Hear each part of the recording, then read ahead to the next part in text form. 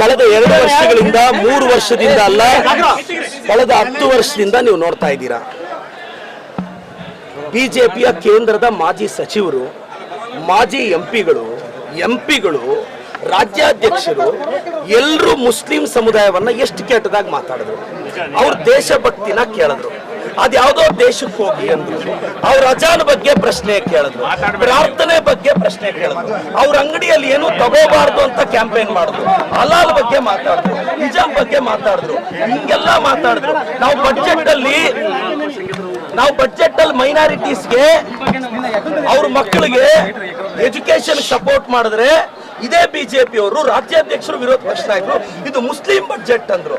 ನಾವು ಗೌರವ ಕೊಟ್ಟು ಮೈನಾರಿಟೀಸ್ ನ ಎಂಪವರ್ ಮಾಡ್ತಿದ್ರೆ ಇವತ್ತು ನಾವು ಅವ್ರಿಗೆ ಗೌರವ ಕೊಡ್ತಿದೀವಿ. ಎಸ್, ಶಾಮನೂರ್ ಸಾಹೇಬ್ರ ಮನೆಯಲ್ಲಿ ಅವರು ತೀರ್ಕೊಂಡಿರೋದ್ರಿಂದ ಅದು ಸಂಪ್ರದಾಯ, ಸಮರ್ಥ ಕೊಟ್ಟಿದೀವಿ. ನಾನು ರಿಕ್ವೆಸ್ಟ್ ಮಾಡೋದಿಷ್ಟೇ, ಸಮರ್ಥ ಒಂದು ಹೊಸ ಜನರೇಷನ್ ಹುಡುಗ, ದಯವಿಟ್ಟು ಗೆಲ್ಲಿಸಬೇಕು ಅಂತ ನಾನು ರಿಕ್ವೆಸ್ಟ್ ಮಾಡ್ತೀನಿ. ಎರಡನೇದು,